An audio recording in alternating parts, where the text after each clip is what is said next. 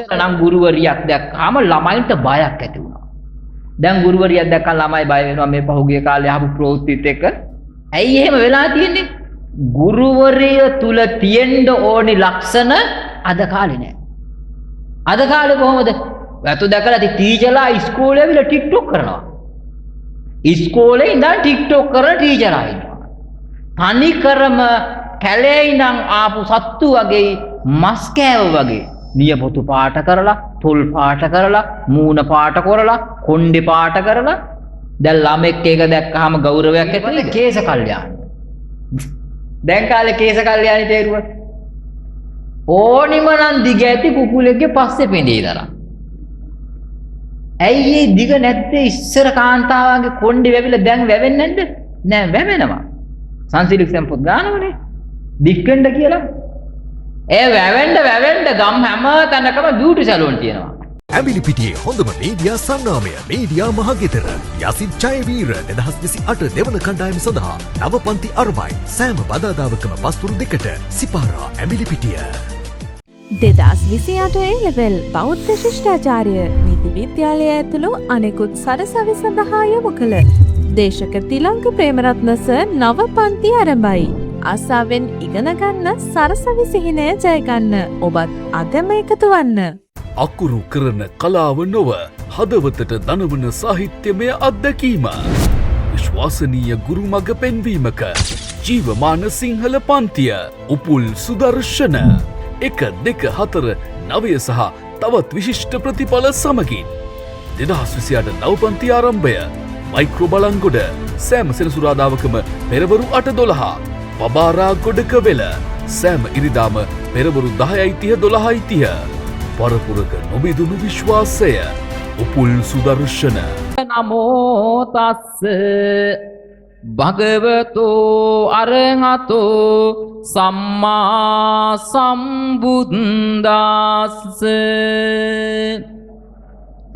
කාමතෝ ජායති සෝකෝ කාමතෝ ජායති බයං කාමතෝ විප්පමුත්තස්ස නත්ති සෝකෝ කුතෝ බයන්ති.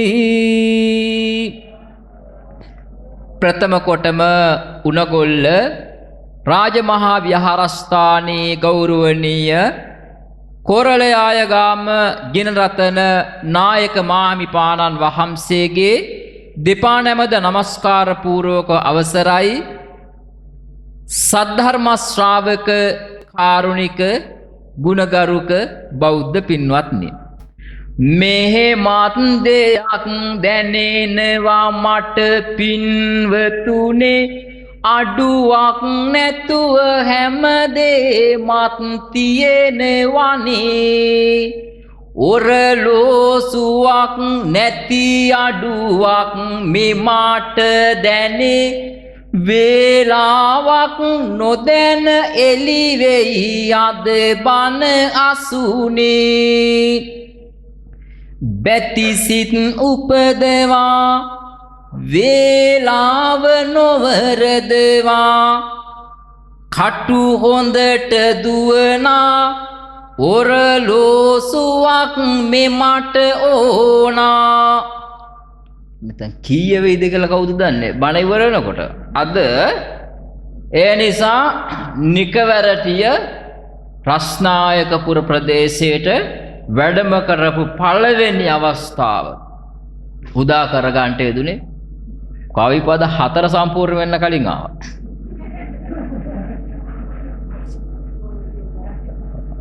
එහෙම තිබ්බනම් වෙලාවට වැඩ කරත. ඒක ගොඩාක් මිනිස්සු ඔරලෝසු බඳන් හිටියේ ඇත්තටම වෙලාවට වැඩ කරන්නේ.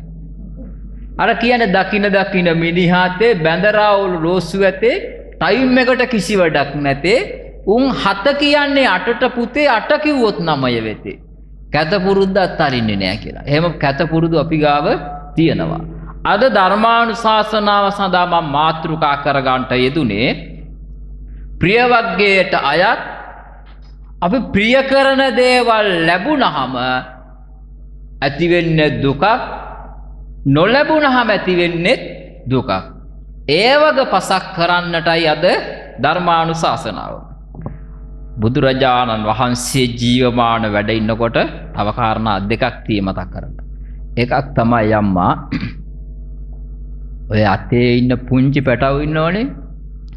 ඔය ළමයි ධර්මානුශාසනාව අවසන් වන තුරාවට දඟලන්න දෙන්නේ නැතුව බලා ගන්න ඕනේ. ඊළඟ දහම් අවවාදයේ තමයි මේ බණ කියන්න පටන් ගත්තාම අවසන් වන තුරාවට ඔය අත්තුගාව තියෙනවනේ මොනවාද අර හෑන්ඩ් ෆෝන් තියෙනවනේ අත්කතනය. අත්කතනය කියලා කියන්නේ හෑන්ඩ් ෆෝන් කියන එකේ සිංහල වචනේ. ආන්ගේ අත්කතනය ටිකක් සද්ද වහල පැත්තකින් තියන්න ධර්මානුශාසනාව අවසන් වන තුරාවට. එතකොට ඕක නාද වෙන්නේ නැහැ. අද ධර්මානුශාසනාව සඳහා මම මාතෘකා කරගන්නට යෙදුනේ බුදුරජාණන් වහන්සේ 45 වසරක් පුරාවට අවුරුදු 45ක්. අවුරුදු 45ක් පුරාවටම හැමදාම උදේට මහා කරුණා සමාපත්තියට සමවැදී බලනවා අද මම කාටද පිහිට වෙන්නේ කියලා. දැන් ඔයත් උදේ නැගිටපු ගමන් බැලුවේ මොකද? මොකද්ද කියන්නකො බැලුවෝ හිතා ගන්නකො. අද කාටද ගිනි ගෙඩියක් දෙන්නේ? අද කාගේ පවුලද කඩන්නේ? කොහෙද අද හොරකම් කරන්නේ? කාට හරි පොලියට දීලා හරි කීයක් හරි කඩාගන්නේ කොහමද? අපි උදේ නැගිටපු වෙලේ ඉඳන් බලන්නේ අපේ පැත්තට එන දේවල්ද අපේ පැත්තෙන් යන දේවල්ද? අපි බලන්නේ අපේ පැත්තට මොනවා හරි ටිකක් ගොඩ කරගන්න. පාරේ තියෙන වැලි ටික හරි අපේ මිනිස්සු දොළගලලි වරුණාට පස්සේ පාරේ වැලි ගොඩ දානවා. ඒ ගොඩ දාගන්නේ ඉඩමට. එතකොට පාරට මොකද වෙන්නේ? පාරේ කාණුවක් හැදෙනවා. ඊට පස්සේ දොළ ගලාගෙන ආවට පස්සේදී මහා පාර, වැස්ස වේලාවට දොළ පාර, ඊට පස්සේ වැහැල පෑවුවට පස්සේ ඒක ඇල පාර වෙලා. ඇයි? මිනිස්සු දන හිසක් මට්ටමට යනකම් ගිලෙනකම් පාරේ වැලි ගොඩ දානවා. අපේ මිනිස්සු බලන්නෙම මොනවාද? අද කාගෙන්ද මට මොනවා හරි දෙයක් ලබා ගන්න. බුදුහාමුදුරු බලනවා හැමදාම උදේට කාටද පිහිට වෙන්නේ කියලා. ඒ බලනකොට පේනවා බුදුහාමුදුරුවන්ට අනිත්‍ය ගන්ධ කුමාරයා. බලනවා මේ කුමාරයා මට අරමුණු වෙන්නේ මොකද? එතකොට පේනවා මේ කුමාරයාට සෝවාන් වෙන්න පින තියෙනවා. හැබැයි මම එතනට නොවැඩියොත් භාග්‍යතුන් වහන්සේ දන්නවා ඔහු එදා දවසේදී මරණයටපත් වෙලා ඔහු ජීවිතයේ දුකටපත් වෙනවා. පරලොව දුක දියට යනවා. ඒ නිසා අනිත්‍ය ගන්ධ කුමාරයාගේ සෝවාන් මාර්ගඵලය ලබා දීම පිණිස භාග්‍යතුන් වහන්සේ ඒ සිටු මාලිගාවට වඩිනවා. එයාට එහෙම වෙන්න හේතුව මොකද? බුදුහාමුදුරුවෝ ගිහිල්ලා වැඩම කරලා මේ ජාතක මේ ගාථා රත්නේ දේශනා කරන්න හේතුව. ඒකට හේතුව තමයි අපි දන්නවා දැන් අපි මේ ආත්ම ජීවත් වෙන්නේ අපි ආපු ප්‍රදේශ අනුව. අපි උප්පත්තිය ලැබලා තියෙන ප්‍රදේශ අනුව. දැන් දිව්‍ය ලෝකේ ඉඳන් මිනිස්සෙක් ආවනම් මනුෂ්‍ය ලෝකයට එයා ජීවත් වෙන්නේ මොන විදියටද? දෙව්ලොව දෙවිවරු ජීවත් වෙන විදියට. හේතුව මොකද? ප්‍රගුණ කරලා තියෙන එක. දැන් දිව්‍ය ලෝකේ ඉඳන් ආවම මිනිස්සු දන් දෙනවා, සිල් රකින්නවා, බණ අහනවා, ගුණදහම් පුරනවා. ඒ මොකක් නිසාද? දිව්‍ය ලෝකේ ඉඳන් ආපු නිසා. ඒතර මනුෂ්‍ය ලෝකේ ඉඳන් ආවම, තිරිසන් ලෝකේ ඉඳන් ආවම, නිරයේ ඉඳන් ආවම, දැන් പ്രേත ලෝකේ ඉඳන් ආවපු මිනිස්සු දැක ගන්න පුළුවන්. කොහොමද പ്രേත ලෝකේ මනුෂ්‍ය ලෝකයට ආවම දැනගන්නේ? ඒ දැනගන්න හේතුව තමයි හරිම විරූපී. කවදාකවත් සිත සතුටක් නැහැ. ආගමක් දහමකට නැඹුරු වීමක් නැහැ. කොච්චර කෑවත් මහත් වෙන්නේ නැහැ. කොච්චර කෑවත් ඇති වෙන්නේ නැහැ. ඇයි ඒ? പ്രേත ලෝකයේ ජීවත් වුණු විදියට. ඒ කන්නේ බොන්නේ හොඳ දේවල්ද නරක දේවල්ද? නරක දේවල්. එතකොට ඒ වගේ මහා අප්‍රසන්න ජීවිත ගත කරනවා. ඇයි? යහපත් දේ පැත්තක තියදී අයහපත් දේටම පස්සෙන් යනවා නම් ඒ කොහේ ඉඳන්ද ඇවිල්ලා තියෙන්නේ? പ്രേත ලෝකවල ඉඳන්. දැන් പ്രേත ලෝකෙ ඉඳන් ආපු මිනිස්සයා ඒ මිනිස්සුන්ගේ പ്രേත ලෝකේ പ്രേතයන්ගේ වාසස්ථාන මොනවාද? මල මුත්‍රා ගොඩවල්, කුණු කාණු. එතකොට වැසිකිලි වලවල්. ඒ වගේ ස්ථානවල සෙම් සුටු දාන තැන්. ඒ වගේ තැන්වල තමයි പ്രേතයෝ ජීවත් වෙන්නේ. ඒතර අද වර්තමාන සමාජයේ දැකලා නැද මිනිස්සු මනුෂ්‍ය ලෝකයට ඇවිල්ලා ඒ වගේ තැන්වල නිදාගෙන ඉන්නවා. වමනේ දාලා වමනේ ගොඩ උඩින් ඔළුව තියාගෙන ඉන්න නිදාගන්න පිරිමි දැකලා නැද්ද කියන්නකෝ. හැබැයි ඒක ගැහණු දැකලා නෑනේ අපි කවදාකවත්. වමනේ ගොඩක් උඩ නිදාගෙන ඉන්න ගැහණියක් දැකලා තියෙනවද කියන්නකෝ. එහෙම හිටියනම් හිටියේ ලෙඩක් හැදිච්ච කෙනෙක්. ඒ ලෙඩ හැදුනට පස්සේ ඒක අපි හැමෝටම පොදුයි. නැගිට ගන්න පණ නැතිනම් මොනව කරන්නද? හැබැයි පිරිමි මගුල් ගෙවල් වල ගියාට පස්සේදී අනුන්ගේ කෑමනේ බුප්පේ දාලා තියෙනවනේ. ඇත්ති තරම් කනවා. බිත්තරත් කෑවා, මසුත් කෑවා, චිකන් ඩෙවල් තිබුණා නම් එව්වත් කෑවා, කුකුලත් එක්ක බද්ද වෛරයක් වගේ. පියහාට ඉතුරු කරලා ඔක්කොම ටික කනවා. බිත්තර කාපුවට පස්සේ හිතපියක මම මුගේ බිත්තරත් කෑවේ ඒකින්ද මස් කන්න හොඳ නෑ කියලා. මස් කෑවා නම් හිතපියක මසුත් කාපුවේක බිත්තර ටික කන්න හොඳ නෑ කියලා. වෛරක්කාරයෝ වගේ කාලා ගෙවල් වල ඉදි ඔහොම කන්නේ නෑනේ. ඊට පස්සේදී ගෙවල් වල නැති දේවල් අර බෝතල් වල දාලා තියෙන දේවල් දුන්නාම ඇත්ති තරම් දිග දාලා බොනවා. බිව්වට පස්සේදී ආයේ පෝර උරේකින් භාගයක් විතර ආමාශය යහර. අරව උඩටම අරක්කුත් වැටුනට පස්සේදී ඇඟට දරා ගන්න බැරි නිසා මොකද කරන්නේ? වමනේ දානවා. වමනේ දැම්මට පස්සේදී ඒක උඩටම ඔළුව තියාගෙන නිදා ගන්නවා. කොහේ ඉඳන්ද ඇවිල්ලා තියන්නේ? ඒක දැන් අපිට නොබී ඉන්න වෙලාවට ඔය ඇත්තන්ටම ඔය ඇත්තෝ හිටපු විදිය පෙන්නුවති. එහෙම නැතිනම් කවදාකවත් බොන්නේ නැති මිනිස්සෙක් වෙනවා. අපෝ මූණන් තනි කර පෙරේතේ. පෙරේතියෙක් නොවේ නම් වමන ගොඩක් උඩ නිදා ගන්න පුළුවන්ද? සමහර වෙලාවට මල මුත්‍ර ඇඳුමෙම පිට වෙලා.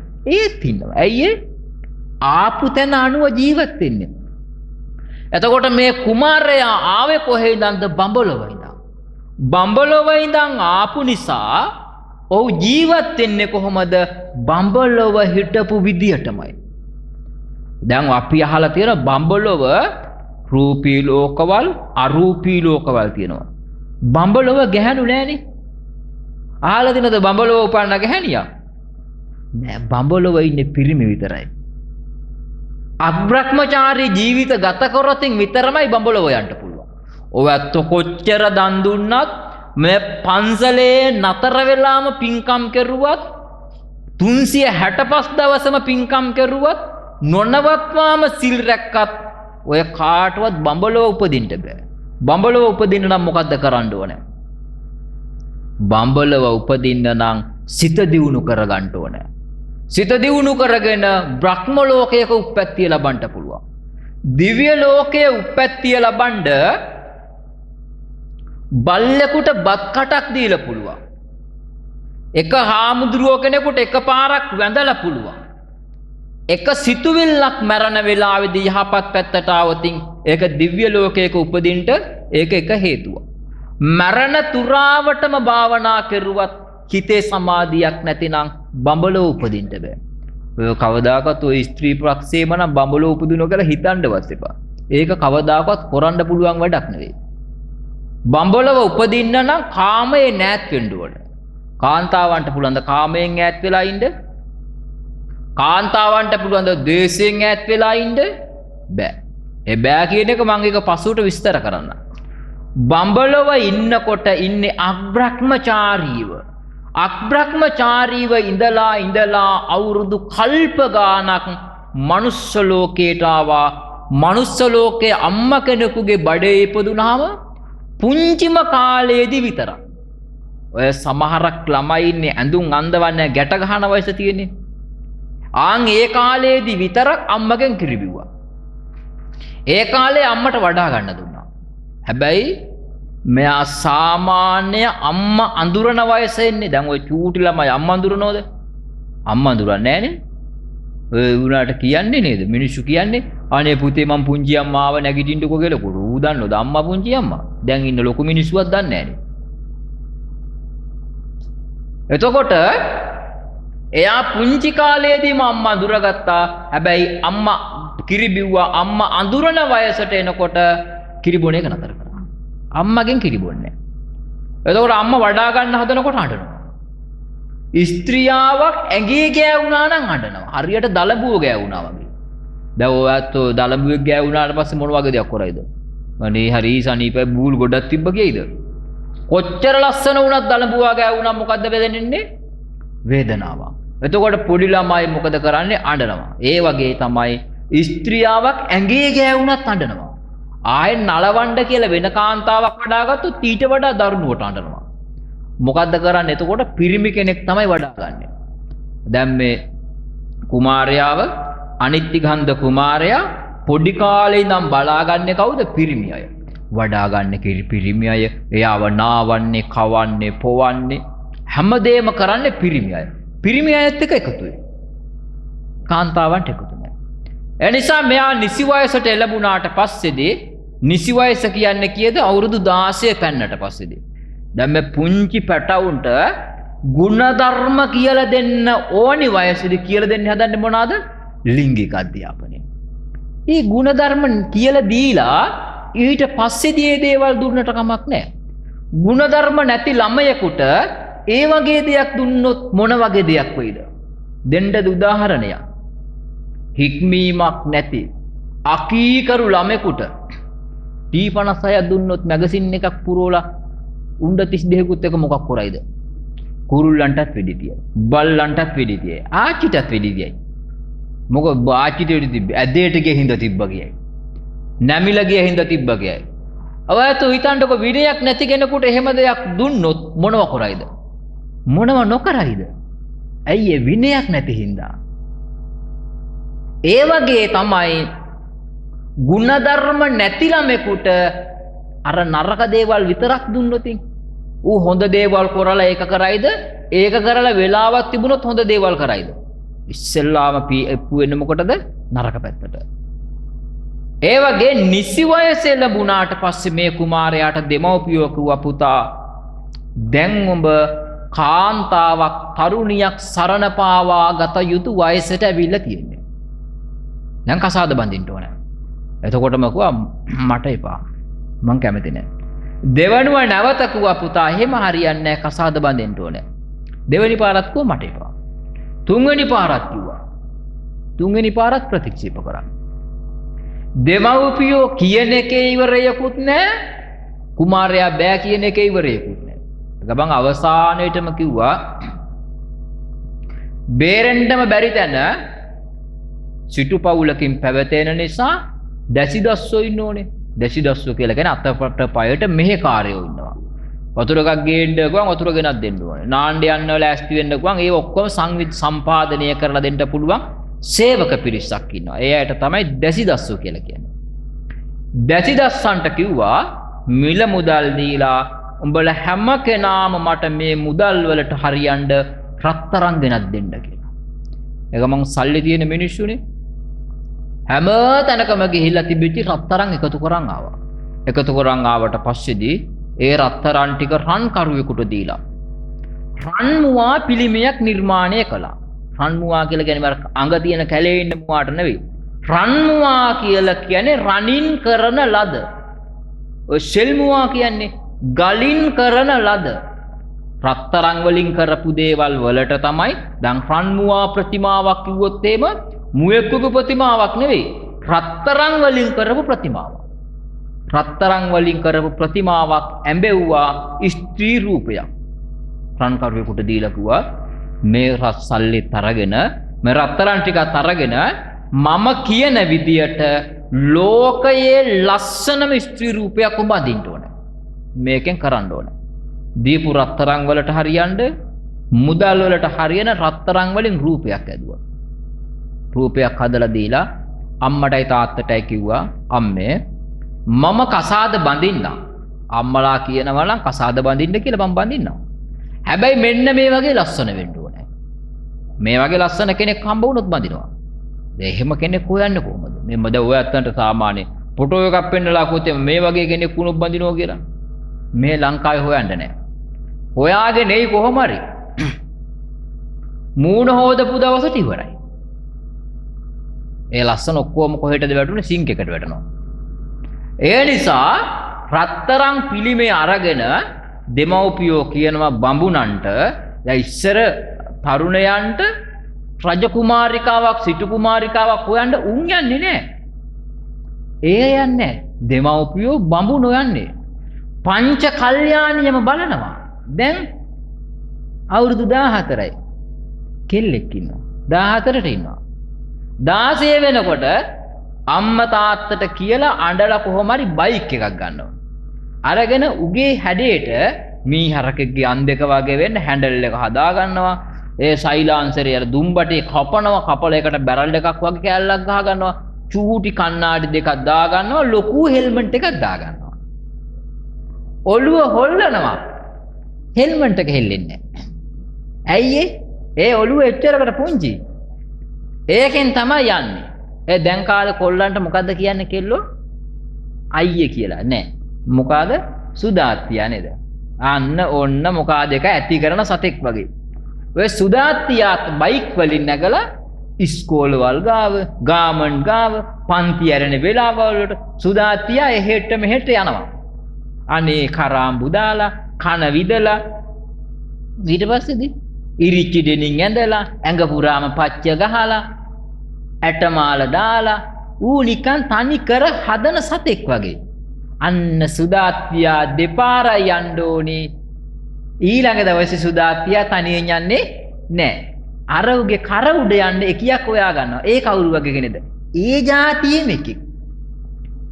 නැත්තම් අර පහුගිය කාලේ දැක්කනේ ප්‍රවෘත්ති වලට පෙන්නුවානේ. සුදාත්තියා මේ බයික් ඉස්සරහට දුස්සලා යනවා. සුදාම්මියා වඳුර වගේ එල්ලිලා එනවා. බැරි වෙලා හරි පත බෑ වුණොත් මොකද වෙන්නේ? සුදාම්මියාගේ කුඩා මොලේ ඉවරයි. මහ මොලේ ඇනින්නේ නැහැ. ඇයි? මහ මොලයක් නැහැනේ. සුදාම්මියා ඉවරයි. ඊට පස්සේදී සුදාම්මියාගේ මලගේ වටේට බයික් පදිනවා.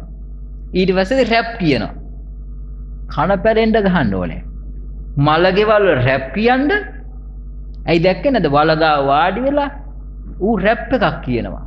කොල්ලෝ ටික කියන මලගද රැපක් කිව්වලු. මගේ ගමේවත් ඔහම දෙයක් වෙන්නේ නැහනේ මට. කොල්ලෝ ධම්මලා ගල් ගස්සවන්නේ. අවුරුදු 16 වෙනකොට කිව්වා බමුණන්ට කියනවා ගිහිල්ලා අපේ පුතාට ගැළපෙන සහකාරියක් හොයාගෙන එන්න ඕන. අර රත්තරන් පිරිමෙත් උස්සගත්තා යනවා. ගිහිල්ලා දැන් ඔය මෙහෙන් ගියා නම් රස්නායකපුර හන්දියෝක තියා තියෙනවා. තියා කියලා හැංගිලා බලාගෙන ඉන්නවා. මිනිස්සු බලනවා යනවා. දැනගත්තා මේ පැත්තේ මේ වගේ ලස්සන කෙනෙක් නෑ. මේක දවස් ගාණක් කර තියාගෙන අරන් යනවා. අරන් ගිහලා හැංගිලා බලාගෙන ඉන්නවා මිනිස්සු මේකට මොකද කරන්නේ කියලා. කවුරුත් මොකුත් කියන්නේ නෑ. පිළිමයක් ලස්සනයි එච්චරයි. එක දවසක් කාන්තාව නාන තැනක් තිබුණා. ඒ නාන තැනට උඩ පැත්තට වෙන්න මේ රත්තරන් පිළිමේ තියලා බලාගෙන හිටිය හැංගිලා. හැංගිලා බලාගෙන ඉන්නකොට කාන්තාවක් ආවා. නාගෙන ගියේ කීයටද තාමත් මෙතන මොනවාද කරන්න කියලා ගැහුවා පිළිමේ කනට එක. ගැව්ව ගමන් අතේ කැක්කුම හැදුනා. අර මොනවට ගහනවද මම දන්නේ නැහැ. රත්තරන් පිළිදාර ඔයත් දැකලා තිනේ. ඔය 2010න් පස්සේ සුනාමියෙන් පස්සේ ඉපදිච්ච මේ කාලා කන්නේ කොල්ලෝ ටිකක් ඉන්නවා. උන් ගහනකොට ගහගන්නේ මම දන්නේ රිදෙනවද කියලා. අර එකෙක් බයික් එක යන ගමන් ඌට ගහනවා. බයික් එක නතර කරලා ගහනවා. ඌ අර ගැරුම් වට්ටියක් විතර ලොකු හෙල්මට් එකක් දාගෙනවා. අර හෙල්මට් එකට තමයි ගහන්නේ. ඒ උගේ ඔළුවට රිදෙනවද? අරුම් අත ගහලා අතට පිඹිනවා. මම මෝඩ මිනිස්සු. එක්ක තරක ගලවලා ගහපියකෝ. ඒව ගැහුවන් කාටද රිදෙන්නේ? ගහපු එකාට. අර රත්තරන් පිළිමේ කම්මුලට ගැහුවන් පිළිමෙට රිදුනද? මේ අර කාන්තාව අල්ලට පිඹ මේ මොකද්ද වුනේ කියලා බැලුවා. ඇංගිලා හිටපු බඹුණු එළියට ආවා. ඇවිල්ලා වැවි පිළිමෙට ගැව්වේ. විරස්සක මම රැවටුණා. කවුරු කියලා රැවටුණාද? අපේ දූ කියලා රැවටුණා. ඔබට මේ වගේ ලස්සන දුවෙක් ඉන්නවද? මේ පිළිමෙත් එක්ක බලනකොට දුව මීටි වැඩි ලස්සනයි. එහෙමනම් යම් බලන්න කිව්වා. ගෙදරට එක්කන් ගියා. ගෙදරට එක්කන් ගිහිල්ලා බලනකොට රත්තරන් පිළිමේ කැලේ. ඊට වඩා ලස්සනයි. ඊට වඩා ලස්සන කාන්තාව තරුණියක් ඉන්නවා. බමුණන්ට හරි සතුටුයි. බමුණන්ට තෑගි භෝග සංග්‍රහ කරා. කිව්වා අපි අසවල් සිටුතුමාගේ සිටුමාලිගාවෙන් ඉඳන් ආවේ මේ අපේ තරුණ පුතාට දියණියක් තරුණියක් සරණ පාවා ගන්නට හොයනවා. පංච කල්යාණියම බැලුවා. චව් කල්යාණි. හැම බලන් දෙපේ. හැමේ తీරන නම් කබර ගෝයා වගේ ඒක හරියන්නේ නෑනේ. ඊට පස්සේදී දන්ත කල්යාණි. දත්තික් පිළිවෙලට තියෙනවද කියලා බලන් දෙපේ. අවුරුදු කුමාරිට තෝරන කොටුනොත් ඔය පංච කල්යාණියෙන් බලනවා. දැන් නම් බලන්නේ නැහැ. දැන් මොකද පංච කල්යාණී කියන්නේ මොකද්ද කියලා විනිශ්චය මණ්ඩලය උන් දන්නේ නැහනේ. ඊට පස්සේ නිය කල්යාණ. නිය පොතු කොහමද තියෙන්නේ? නිකන් බැලලියෙක්ගේ වගේ තියෙනවා නම් අරු බූරලම් මරයි. ඒක හරියන්නේ නැහැ. ඊට පස්සේ කේස කල්යාණ. දැන් කාලේ කේස කල්යාණි තේරුවා. ඕනිම නම් දිග ඇති කුකුලෙක්ගේ පස්සේ පෙඳේ දරා. ඇයි මේ දිග නැත්තේ ඉස්සර කාන්තාවගේ කොණ්ඩේ වැවිලා දැන් වැවෙන්නේ නැද්ද? නෑ වැවෙනවා. සංසිලික්ෂන් පොත් ගන්නවනේ. දික්කෙන්ද කියලා. ඒ වැවෙන්න ගම් හැම තැනකම බියුටි සැලූන් තියෙනවා. උන් කියනවා කෝක කපමු කියලා. ඊට පස්සේ කපන්නේ කොටයක් උඩ තියලා. කොටයක් උඩ තියලා කපනවා. දැන් ඉස්කෝලේ ඉස්සර නම් ගුරුවරියක් දැක්කම ළමයින්ට බයක් ඇති වුණා. දැන් ගුරුවරියක් දැක්කම ළමයි බය වෙනවා මේ පහුගිය කාලේ ආපු ප්‍රවෘත්තිත් එක්ක. ළමයි බය වෙනවා ළමයින්ට ගුරුවරු බයයි. ඇයි එහෙම වෙලා තියෙන්නේ? ගුරුවරිය තුල තියෙන්න ඕනි ලක්ෂණ අද කාලේ නැහැ. අද කාලේ කොහොමද? වැතු දැකලා ටීචර්ලා ඉස්කෝලේ ඇවිල්ලා ටික්ටොක් කරනවා. ඉස්කෝලේ ඉඳන් ටික්ටොක් කරන ටීචර්ලා ඉන්නවා.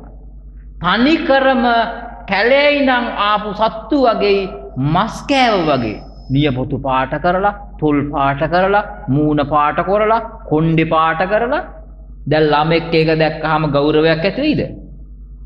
ගුරුවරියක් දැක්කහම ගෞරවයක් ඇති වෙනවා? නෑ. දැන් ඉස්සර ළමයි ඉස්කෝලේ වේදිකාවේ නටනකොට ටීචර් පැත්ත කරලා හිටුකෝ. දැන් ටීචර් බිම ඉඳන් නටනවා. දැන් හැමෝම වීඩියෝ කරන්නේ කොයි එකද? ළමයි නටන එකද? ටීචර් නටන එකද? මොන්ටිසෝරියෙත් ඔය කුලප්පුව තියෙන අංගනාවෝ ඉන්නවා. එවුන් නටනවා. එවුන් දන්නවා අනිවාර්යයෙන්ම උන් නටන එක තමයි වීඩියෝ කරන්නේ කියලා. මොකද වෛරස් වෙන්නද වෛරල් වෙනවලු ඒවා. ඒවා වෛරල් වෙනවලු හීට් වෙනවලු. මොකද්ද හීට් වෙනවද මොකද හීට් වෙනක රත් වෙනවා කියන එකනේ. ආන් එහෙම වෙනවලු ඒවා. ඒ නිසා මොකද්ද කරන්නේ අර පුංචි පැටවුන්ට අම්මලා පොලිස් කාර්යයන්ට අන්දලා. හමුදාවයට අන්දලා. දොස්තරලට අන්දලා. විකට ඇදුන් තරඟෙට මේසෙ උඩින් තියලා උන් පැත්තක ඉද්දි ටීචර් නටනවා. ඒක වීඩියෝ කරගන්නවා. ඇයි ඒ? ගුරුවරිය දන්නේ නැහැ ගුරුවරියට තියෙන්න ඕනි තැන. එහෙම තිබුණා නම් නාලන්ද අර ඉස්කෝල කොහොම දෙයක් වෙයිද? නාලන්ද ඉස්කෝලේ. දැන් බලන්නකො ගුරුවරු 4 දෙනෙක්ද කොහොමද තනියෙන් හැන්ඩල් කරලා තියෙන වීඩියෝ. ගුරුවරු වෙලා. මිනිහට අහු වෙන්නේ නැතුව දෙමව්පියන්ට අහු වෙන්නේ නැතුව මොකද්ද ඒ බලුකම. නැත්තම් අම්මා අඳුරන්නේ නැහැ, පුංචි අම්මා අඳුරන්නේ නැහැ, ගුරුවරිය අඳුරන්නේ නැහැ, නංගි අඳුරන්නේ නැහැ, අක්කා අඳුරන්නේ නැහැ. එහෙම සමාජයක් වෙනස් කරන්න පුළුවන්ද අපිට? මේ බණ කියලා පුළුවන්ද? ඇයි ඒ? ಗುಣධර්ම නැති ළමයි. කවුද නිර්මාණය කරන්නේ? ගුරුවරුමයි. එතකොට ගුරුවරියෙකුට තිබිය යුතු කේස කල්යාණිය කපල විනාශ කරලා ඒ ගුරුවරියන්ගේ ජීවිතය විනාශ කරගත්තා. පංච කල්යාණියම බලනවා. ඔය දැන් කාලේ නා ටැටූ ගහගත්තු කෙල්ලෝ ඉන්නවා. ඔයත් හිතන්නේ පංච කල්යාණිය බලනකොට මේ මොකද්ද? ඔය ණයි. උඹ කියන්නේ ණයි, චව් කල්යාණිය ණයි. ඕ පිටිපස්සේ බලන රෝසමල්. ඊට පස්සේ හදවත් දෙකක් පසාරු කරගෙන යන්න ඊතල. ඔය කෙල්ලන්ගේ ඇඟේ ගහන පච්ච. චව් කල්යාණි බලනවා. සම බලනවා. නිය කල්යාණි, දන්ත කල්යාණි මේ වගේ මාංශ කල්යාණිත් බලනවා. නිකන් හිතන්නකො මේ පංච කල්යාණිය බලලා තමයි රජ කුමාරයාට සිටු කුමාරයාට තරුණියක් හොයාගන්නේ. දැන් මාංශ කල්යාණි බලන්න නැතුව එක්කන් ආවයි කියමුකෝ. නිකමට එහෙම අර පිරිමින්ගේ වගේ මස් ගොබ එළියට පැනලා තියනවා නම් එහෙම මිනිහා අර ගෑනිට බයයි පෑ ජීවිතේ නෑ. මා උස්සලා කුයි වෙලාවක හරි පුලිය ගැහුව බලපියක මේකේ කට්ස් තියෙනවනේ. එහෙම වුණොත් එම අර නිකමට හිතන්න පිරිමින්ගේ ඇඟේ වගේ අර වගේ ගෙඩි මස් ගොබ එළියට පැනලා තිබුණොත් ඒ කාන්තාව දැක්කම ලස්සනක් ඇති වෙයිද? පිරිමියෙකුට එහෙම එකෙක් දැක්කට නෑ. ඇයි ඒ? ප්‍රතික්ෂේප කරනවා. පංච කල්යාණියම බලලා මේ කුමාරයාට ගැළපෙනවා කියලා තෝරගත්තට පස්සේදී ආපහු ආව සිටුමාලිගාවට. ඇවිල්ලා කිව්වා සිටුතුමනි රංරුව පරාදවන ලස්සන තරුණියක් ඉන්නවා අසවල් සිටුමාලිගාවේ. අපි ඇස් දෙකටම දැක්කා. අර කාන්තාව එපාමයි කියලා කියපු තරුණයාට සිතුවිල්ලක් ඇති වුණා මම හදපු රත්තරන් රූපයට වඩා ලස්සනයි නම් මම එයාව දකින්න ඕනේ. එයා මගේ කරගන්න ඕනේ. අර යටපත් වෙලා තිබුණු රාග සිතුවිලි මතුවෙන්න පටන් ගත්තා.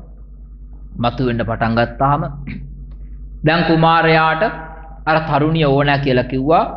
අයව එක් කරගෙන එන්න කැඳගෙන එන්න බඹුණු ටික ගියා. ඒ යන්න කලියෙන් ඒ පවුලේ සිටු පවුලේ සතුටු කරන්න ඕන නිසා රන් රිදී මුතු මැණික් ඒ වගේ දේවල් පොදි ගහ දීලා කො මේ ටික දීලා දියණිය වරන් වරේ අරගෙන ගියා. අරගෙන ගිහිල්ලා කො සිටුතුමනේ අපේ සිටුතුමා පුත කුමාරයා කැමති මේ තරුණිය විවාහ කරගන්න. ඒ නිසා මෙන්න රන් රිදී මිල මුදල් කහවණු මේ ටික තියාගෙන දියණිය දෙන්න. දියණිය දුන්නා. දුන්නට පස්සේදී ගොඩක් වෙලාවට බොහෝසෙයින් සැප විඳින ළමයි පයින් ඇවිදින්නේ නැහනේ. දැන් දොස්තර නෝනාගේ දුව. නිගමට හිතන්නකෝ. මේ පළාතේ ඉන්න හොඳම ධනවත් පුද්ගලයාගේ දුව. ඉස්කෝලේ යන්නේ පයින්ද? නෑ. ඇයට වාහන තියෙනවා. සතිපොලට යන්නේ, රෙදි ගන්න යන්නේ, ගමන් බිමන් යන්නේ පයින්ද? නෑ. අපි බල්ලන්ට හැතක්ම නෑ වගේ කිලෝමීටර් 10ක් 15ක් වුණත් අපිට ගාණක් නෑ. අපි පයින් යනවා. ඇයි ඒ? අපි හුරු වෙලා තියෙන එකට. දවත්තන්ගේ ළමයි කියන මට නම් බෑ කාර් එකක් නැතුව ටවුමට යන්න. එහෙම නැතිනම් කාර් එකක් ගන්නකම් පිනැස් එකක් දාලා ගෙදරට වෙලා හිටපන්. කොච්චර කාලයක් යයිද? අර සිටු පවුල සිටු දියණිය පයින් ඇවිදලා නෑ. ඇයව එක් කරගෙන යන්න කරත්තයක් සකස් කරා. කරත්තයක් සකස් කරගත්තට පස්සේදී කරත්තයක වුණත් මේ රටේ ඉඳන් අනිත් රටට යන්න ගොඩක් වෙලා යනවනේ. දැන් මුහුදේ වට නොවුණු රටවල් ඕනි තරමක් තියෙනවා. ඉන්දියාව, පාකිස්තානය රටවල් දෙකක්. හැබැයි මැද මුහුදක් තියෙනවද? නැහැ. දේශ සීමා විතරයි තියෙන්නේ. ඒ රාජ්‍යේ ඉඳන් අනිත් රාජ්‍යයට යන්න දවස් ගණන් ගත වෙනවා. ඒ දවස් ගණන් ගත වෙනකොට අර තරුණිය විතරයි යන්නේ. ඇය කරත්තේ වාඩි වෙලා සුව පහසු අසුනක් හදාගෙන වාඩි වෙලා යනකොට ගොඩාක් දුර යනකොට පැද්දෙන්න පටන් ගත්තා. කරත්ත කියන්නේ දැන් වහන වගේ සැප පහසුකම් නැහැනේ. ඒ නිසා මොකක්ද වුනේ? ඇය ලෙඩ වුණා. ලෙඩ වෙලා කරත්තේ ඇතුළෙම මැරුණා. දැන් අරහේ බලාගෙන ඉන්නවා තරුණිය ගේනකම් කුමාරයා. මොන මගේදි මැරුණානේ. ආපහු මිනිහ ගෙදරට ගෙනින් දුන්නා. ගෙදරට ගෙනින් දීලා ඉවර වෙලා සිටු මාලිගාවට ඇවිල්ලා සිටුතුමනි තරුණිය මැරුණා. දැන් කොල්ලට කියන්න විදියක් නැහැ. වක්‍රවනේ කියන්නේ. දැන් ඔයත් අංගේ ළඟම ඥාතියෙක් මැරිලා. ඔයත් කොහොමද ඉස්සෙල්ලාම කියන්නේ? පොඩ්ඩක් අසනීපයිලු ඉත්පිරිසාල එක්කන් ගියා මේ. එහෙම කියලා චුට්ටෙන් චුට්ට තමයි කියන්නේ. අර තරුණයාට එකපාරට මේක කියන්න බෑ. මොකද මෙයා ආසාවෙන් බලාගෙන ඉන්නවා අර තරුණියව ගේනකම්. ටිකෙන් ටික කිව්වා. කියලා ඉවර වෙලා ආපුව එයා මැරුණා. මරුණ කියලා කිව්වට පස්සේ කන බොන එක නතර කරලා කාමරයක් ඇතුළට වෙලා ගිහලා අඬන්න පටන් ගත්තා. දැන් ਉਹ ගොඩක් ගෙවල් වල ළමයි කන්නේ බොන්නේ නැතුව කාමර ඇතුළට වෙලා ඉන්නවනම් ඒ මොකද්ද? එක්ක තුගේ කෙල්ල තරහ වෙලා, එහෙම නැතිනම් කොල්ල තරහ වෙලා. අම්මා තරහ වුණොත් බත් නොකා ඉන්නවද ඔය ඇත්තෝ? නෑ අම්මගේ ටිකත් එක්ක මං කනවා කියලා ඌේ ටිකත් කනවා. කෙල්ල තරහ වෙලා අනේ බත් කන්නේ නෑ. කෙල්ල කොහෙද ඉන්නේ? නිකන් හිතන්නකො තිස්ස මහරාමේ. කොල්ල කොහෙද ඉන්නේ? පොළොන්නරුවේ. යකෝ මුන් දෙන්න තරහ වුණා මැද ගම් කීයක් තුනද? එච්චර දුර ඉඳන් තරහ වෙලා බත් කන්නේ නෑ. අර දැක්කද ඊයේ ප්‍රවෘත්තිය? මොන හේතුවක් නිසා එහෙම වුණාද කියන්න දන්නේ නෑ. අවුරුදු 14ක්ද 15ක්ද ගෑනු ළමයාගේ වයස රෑ ෆෝන් එක ඔබන්න ගත්තා කියලා තාත්තා මොකද කරේ? ඒ ළමයාගේ බෙල්ල කපලා. දැන් ඔය ඇත්තන්ගේ ගිහිම බෙලි කැපුවොත් එimhe කොච්චර කපන්න වෙයිද? ඉවරයක් නැතුව කපන්න වෙයි. ඇයි ෆෝන් එකේමනේ නිදා ගන්න යනවා කියලා ගියා නිදා ගන්න නැතුව ෆෝන් එකේ බුවා. ඒගොල්ලන් බෙල්ල කපනවා. ඒ තාත්තගේ දඬුවම් බලනකො ෆෝන් එකේ බුවොත් බෙල්ල කපනවා. බාගද තව ඒවා ඇති. ෆෝන් එකේ චාර්ජරයට ගහුවොත් කකුල කඩනවා. මහ දරුණු අපරාධ නෑ. ඒ සසර ඝන දෙනු. අපි දුක් වෙලා වැඩක් නෑ. ඒ සසර ඝන දෙනු. තාත්තගේ අතින්ම මැරෙන්න ඉන්න ළමයි. ඒ නිසා එහෙම සිද්ධ වුණා. දැන් අර තරුණයා කාමරයට ගියා කන්නේ නෑ බොන්නේ නෑ හුටු පෙර අඬනවා. සිටු කුමාරයයි සිටු දේවියයි කිව්වා අම්මයි තාත්තයි කිව්වා සිටුතුමා සිටු දේවියයි පුතා බත් කන්න එපා. කන්නෙත් නෑ බොන්නෙත් නෑ. හැබැයි බඩගින්න දැනෙන්නෙත් නෑනේ. දැන් ඔය අත්තන්ගේ ගෙවල් වල ඔය අත්තන්ට දුකකුත් නෑ සතුටකුත් නෑ. බඩගින්න දැනෙනවනේ. ඔය අත්තන්ට දරා ගන්න බැරි දුකක් තියෙනවා. දැන් බඩගින්න දැනෙනවද? බඩගින්න දැනෙන්නේ නෑ. දරා ගන්න බැරි සතුටක් ආවා. බඩගින්න දැනෙනවද? නෑ. ඇයි ඒ? සතුට භුක්ති විඳිනවා. දැන් අර තරුණයා ගේ ඇතුළට වෙලා අඬ අඬා ඉන්නකොට මහා කරුණාවෙන් ලෝකය බලාවදාරන බුදු හිමියන්ගේ කරුණා නෙතට අහු වෙනවා මේ කුමාරයා කවුද? අනිත්‍ය ගන්ධ කුමාරයා පේනවා බලනවා සෝවාන් වෙන්න පින තියෙනවා. භාග්‍යතුන් වහන්සේ සිටු මාලිගාවට වැඩම කරා. වැඩම කරලා ඉවර වෙලා සිටු කුමාරයාට සිටු දේවියට සිටුතුමාටත් තුන් දෙනාටම බණ කියනවා. බණ කියන්නේ කොහොමද? කාමතෝ ජායති සෝකෝ. කාමය තියෙනවා නම් මොකක්ද? ශෝකය හට ගන්නවා. කාමය තියෙනවා නම් විතරයි ශෝකය හටගන්නේ. කාමතෝ ජායති බය. කාමය තියෙනවා නම් බය හට ගන්නවා. දැන් නිකන් හිතන්න. ඔය ඇත්තන්ගේ පිරිමියා ඉස්සෙල්ලාම මේම හිතමු. ඔය ඇත්තන්ගේ වයස අවුරුදු 30ක් කියලා හිතන්න. 30යි. ඔය ඇත්තන්ගේ බිරිඳ ඉතාමත්ම ලස්සනයි. ඔය ඇත්තන්ගේ ගෙදර ආරක්ෂාවක් නැහැ. දොර ජනෙල් නැහැ. සීට් කෑලි ගහලා පිට ලෑලි ගහලා තමයි ගේ තියෙන්නේ. දැන් ඔය ඇත්තන්ට ගිහිල්ලා දවස් දෙකක් කොහේ හරි පිට ඉන්න පුළුවන්ද? බෑ. ඇයි ඒ? බිරිඳ තරුණයි. ගෙදර ආරක්ෂාවක් නැහැ. මොකද්ද? බිරිඳ තරුණයි. හොරුන්ට ගන්න දෙයක්වත් නැහැ. බිරිඳ තරුණයි. ඒ නිසා නිින්ද යනවද? නැහැ. තරුණියකට ඔයත්තන්ගේ ස්වාමියාට කෝල් එකක් ගන්නකොට නම්බර බිසි කියලා වැටුණා. තව පාරක් ගත්තා. තුන්වෙනි පාර ගත්තට පස්සේදී කවුරු හරි අම්මා කතා කරනවා ඇති කියලා හිතා දා ගන්න පුළුවන්ද? බෑ. දැන් ඔයත්තන්ගේ හිතේ තියෙන්නේ මොකද්ද? බයක්. වෙන එකෙක් එක්ක ගියක් දන්නේ නැහැ. වෙන එකක් එක්ක යනවත් දන්නේ නැහැ. ආපු ගමන් බලන්න ඕනේ. සමහරක් ගෑනු ඉන්නවා ගෙදරට මිනිහාවන් බල්ලෝ ඉව කරන්න වගේ ඉව කළා බලනවා. ඇයි ඒ? වෙන කාත් එක්කවත් ගියාද කියලා සැකයි බයයි. එහෙම ශ්‍රාගය කියලා දෙයක් නැතිනම් කාමය කියලා දෙයක් හිතට ඇති වෙන්නේ නැතිනම් එතන බයක් තියනවද? නැහැ. එතන ශෝකයක් තියනවද? නැහැ. දැන් ඔය ඇත්තන්ගේ බිරිඳ වෙන කාත් එක්ක අර යයි කියලා පිරිමින්ට බය නැද්ද? තියෙනවා.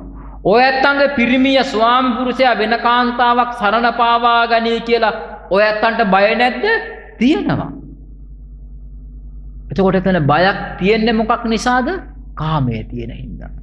බුදුහාමුදුරුවෝ දේශනා කරනවා කාමය කියන දේ නැතිනම් නත්ති ශෝකෝ. ශෝකයක් නැහැ. නත්ති භයක්. බයකුත් නැහැ. ඒ නිසා හොඳම දේ තමයි ස්ත්‍රීන් පුරුෂයන් පිළිබඳවත් පුරුෂයන් ස්ත්‍රීන් පිළිබඳවත් දැනගෙන ජීවත් වෙන්න ඕන.